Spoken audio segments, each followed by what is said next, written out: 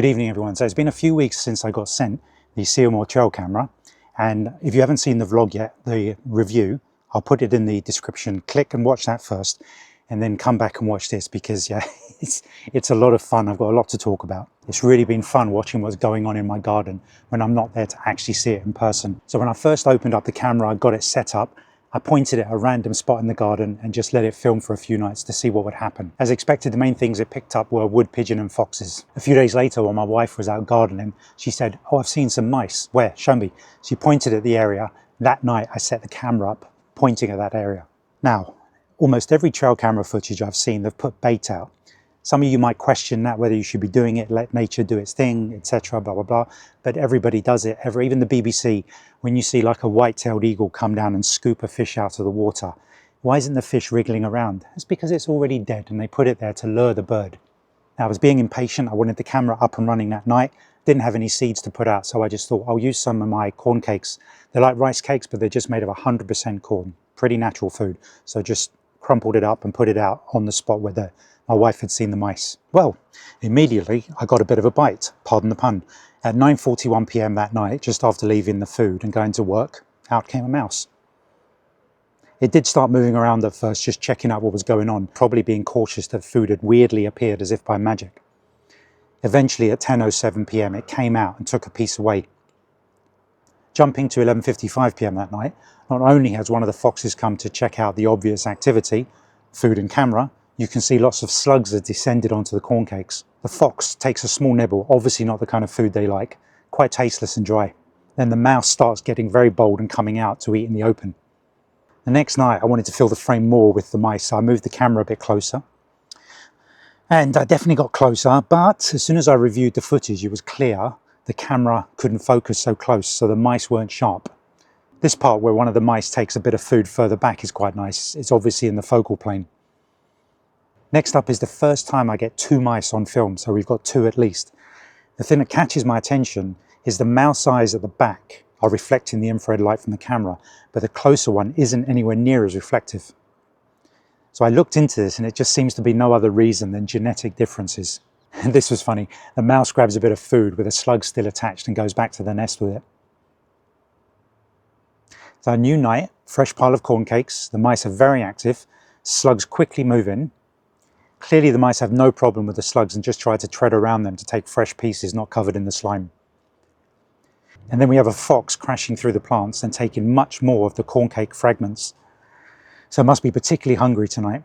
It seems to try and actively avoid the bits covered by slugs.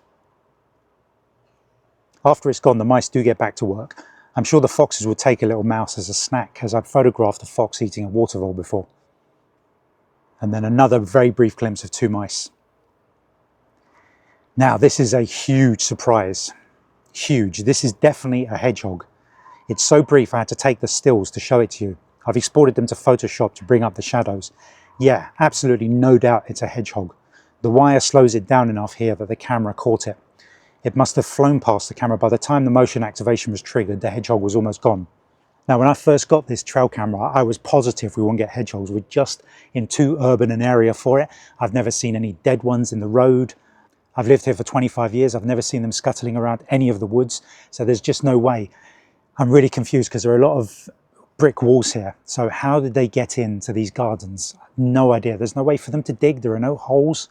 I don't know, but I'm totally excited. The last time I saw a hedgehog locally was in a wood up in the Shooters Hill area. I won't say where. And I thought it was a squirrel, but it was a hedgehog. And I wanted to know, do they frequent that area? So I spoke to some dog walkers without telling them there was a hedgehog there. And I said, "Have you ever seen hedgehogs out here while you're walking your dog?" None of them had, so this was a big surprise. I've been back to that wood a few times and never saw them since, so it's a shock to get hedgehogs on this kind of area of Bexley and London. And the mice are literally back out 2 minutes after the hedgehog. Then Ghost Cat comes through. Mousey here, very relaxed, and that's amazing considering Ghost Cat is about. And again, Mouse taking back a bit of the corn cake with a slug attached. And this is the first daylight footage I've got of the mice. They stayed out quite late. Even though the food is pretty much gone, they are finding some tiny morsels the slugs have left. So good to see some of their colour for a change. So the next night, decided to take the camera and put it onto the deck where the hedgehog had gone through via the gap in the loose fence. but the only thing I captured at first was a single clip of a fox. So I decided to do a web search of foods hedgehogs like, but foxes don't. Unfortunately, results said foxes will eat almost anything hedgehogs do, but they're more likely to leave drier foods like mealworm. Okay, so I put down dried mealworm and some dried cat nibbles, fingers crossed. Yeah, that was obviously rubbish. The foxes hoovered up the lot. Did, however, get a brief appearance from one of the mice, who clearly didn't like what was on offer. Next up, the scruffier fox showed and kindly left me a little deposit by the food. I assume marking that this food was taken.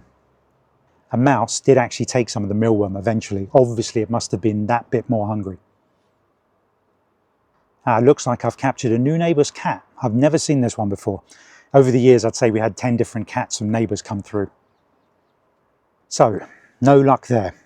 Next up, I thought, well, about covering the path that the hedgehog would have used to get to the deck. I moved the camera into position and sprinkled some food along it again.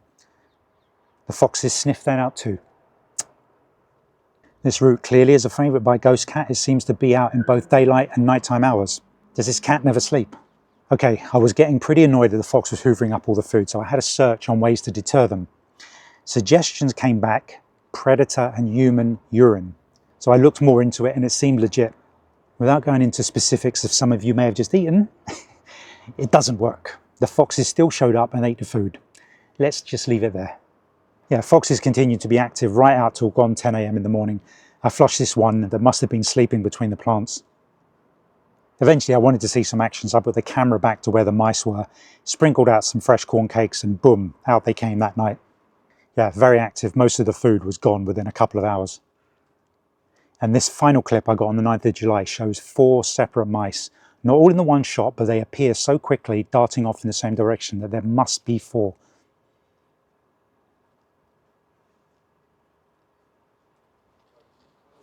Okay, so there you have it, exciting stuff.